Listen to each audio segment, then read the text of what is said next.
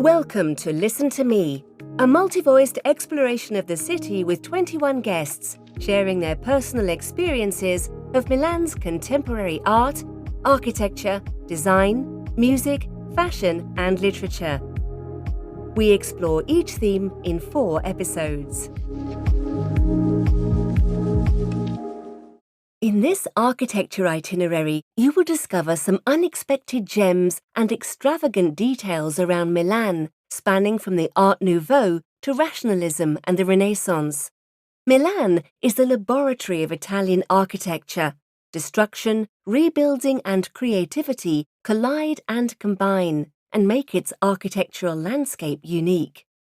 Expansion, war and rebirth. From the Celts to the present day, the city has experienced these 3 states. From Barbarossa to the Second World War, the city expanded, was razed to the ground, and was reborn once more. This incredibly complex history has produced a city where present, past, and future unite. When you stroll through its streets, you can see the combination of these arcs of time. Different styles and colours make the city landscape interesting and varied. Take, for example, the Liberty style, the Italian expression of that great European movement called Art Nouveau, with which artists and architects rebelled against industrial mass production to fill the facades of the new buildings with beautiful decorations, representations of flowers and graceful women.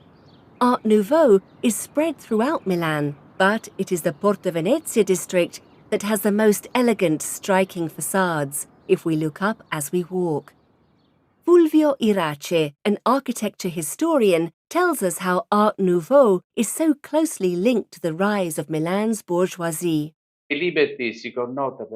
Art Nouveau has a modern style that goes beyond the eclecticism that reigned, say, until the end of the 19th century. It chooses modernity, a modernity that's bold, but at the same time moderately bold. It is a modernity that, as the name itself says, wants to be fashionable. It wants to be mainstream and trendy. So Art Nouveau also found fertile ground in Milan. In a different but also similar example, Barcelona was also fertile ground for Catalan modernism, with Gaudí and Domenici Montaner, etc. It's an expression. Although Milan's not a capital, just like Barcelona's not the capital of Spain, but the city feels like the moral capital. I mean, the one that establishes new trends, the one that sets the rules, and also shapes new lifestyles.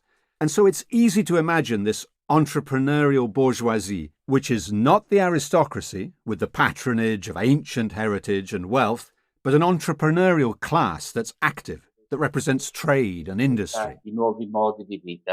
The reference to the nature of Art Nouveau style hides its attachment to new industrial technologies, especially as regards the use of concrete, as Fulvio Irace confirms. Art Nouveau took root quickly in Milan as a widespread language, also due to special techniques, those of invention and the so-called artistic concrete. Here too, there's a special mixture of art and industry. Art that makes itself useful and will become what's called the applied arts. So we find concrete, which promises to be the material of the new century because of its adaptability, and because when concrete is liquid, it's like clay that can be modelled, and it could be used to fill casts of decorative, ornamental elements designed by artists that could be mass-produced. And these motifs are a feature of the period. The one that is most widespread, let's say, is once again the female face. Female figures that still look down on us today from the balconies of Porta Venezia. If we stroll through the streets of Milan, for example, around Porta Venezia, and especially Via Stoppani and Via Malpighi, in a way, we're in the epicenter, with the most interesting things. Although we could be distracted by thousands of shop windows, if we look up just a little, we see these facades embellished with feminine decorations looking down on us. Some are bigger, some are smaller. They're repeated with small variations, but you can tell that they're industrial objects, objects from a mould. And that's also interesting. There's this link between art and industrial production, which becomes a typical Milanese product. They were decorations you could buy from a catalogue. They were pretty cheap compared to having to do stucco work specifically for a certain building, and they've long been a pleasant feature that we can still appreciate on these facades today. The Art Nouveau area of Porta Venezia is easy to explore on foot from the stop Porta Venezia on the red metro line M1, for example, by walking down Via Malpighi. No one, whether a tourist or someone who lives in Milan, remains indifferent to Art Nouveau style, and its distinctive, elegant form of expression is still captivating today. Milanese writer Alberto Rollo shares with us his personal and, at times, controversial relationship with the Art Nouveau style. There was a time when it seemed like a really seductive style to me. Then I rejected it for a while because it all seemed outward appearance. Now I'm older and I feel that in reality Art Nouveau in Milan follows its own specific path. However, there is one building I think is really interesting because it is already a transformation from Art Nouveau to something else that's not quite clear. It's by the architect Arata and it's at number 8, Via dei Cappuccini. It's a truly remarkable building for its compositional skill and its mixture of elements, with an atrium that's actually a cave. I don't know if they've ever made a film there, but I've always imagined the young French actress Dominique Sandat emerging from this beautiful cavern. Alberto Rollo is talking about Palazzo Berri Meregalli, built by the architect Giulio Ulisse Arata from Piacenza. Today, it's one of the most eclectic and talked about attractions in the Porta Venezia area. Fans of this phantasmagorical building called it a masterpiece, while critics considered Arata's work as a gaudy attempt at ostentation.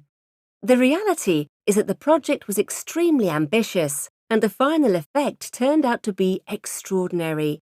It's still unique today, as Fulvio Irace says. Medieval gargoyles and figures that scatter and move vaguely across the facade, like a large canvas.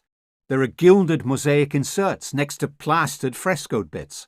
Then, of course, there's this beautiful entrance that leads to an enchanted cave and the home of the wizard Merlin. It doesn't even feel like you're in Milan anymore.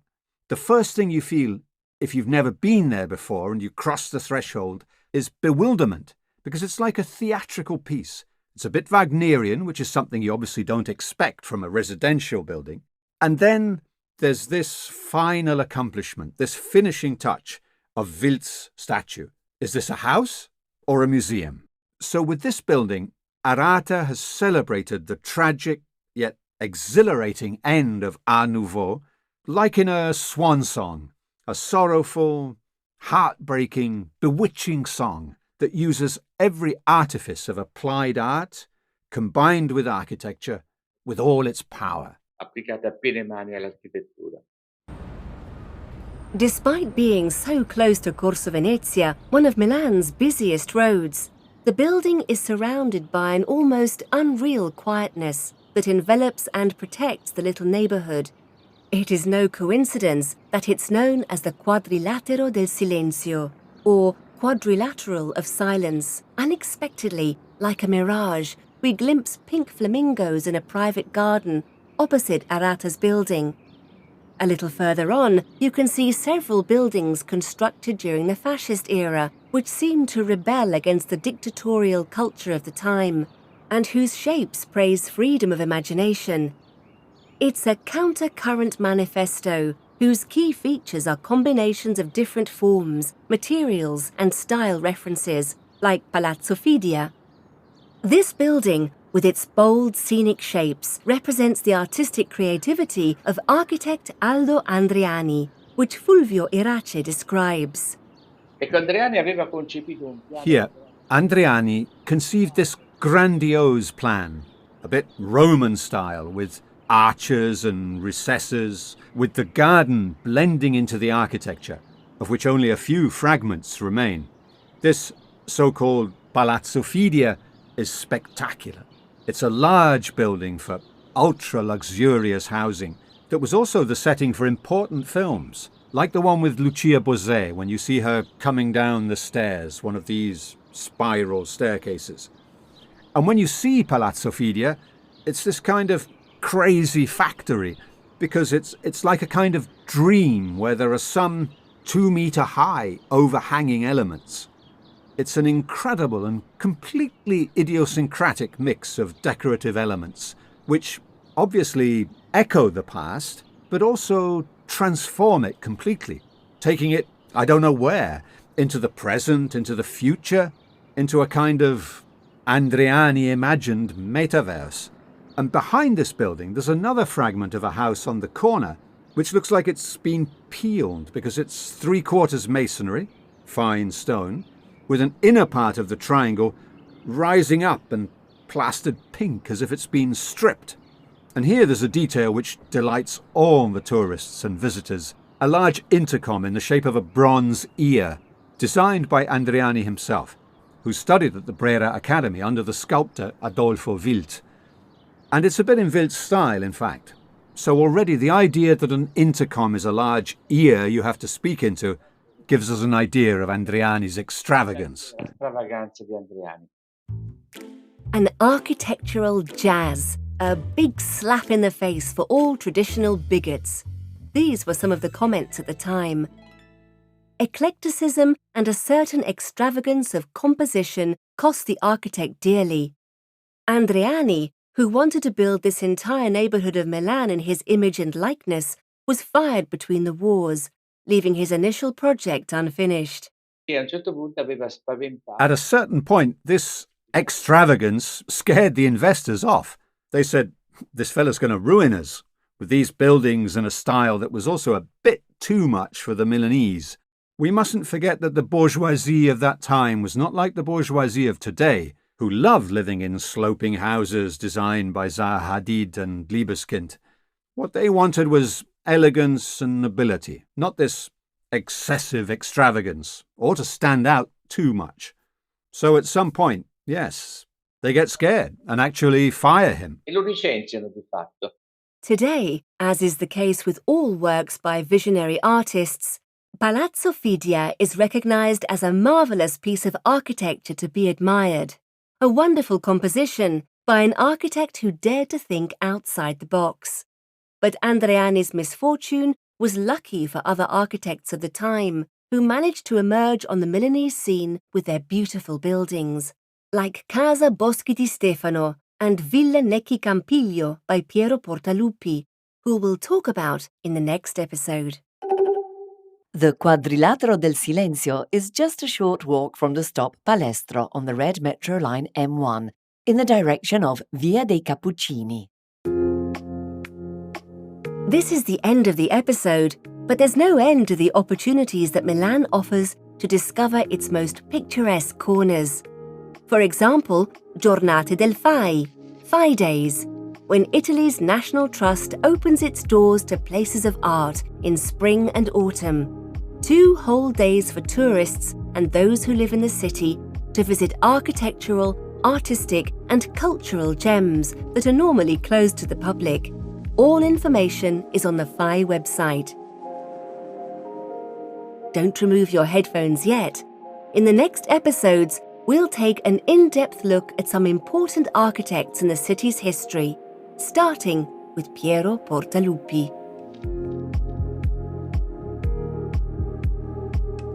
To listen to the next episodes, follow us on your favourite podcast platforms or visit www.casemuseo.it, where you can also buy the Casa Museo card to visit the Poldi Pezzoli Museum, the Bagatti Valsecchi Museum and Villa Necchi Campiglio at a discount price. The Boschi di Stefano House Museum is free to visit.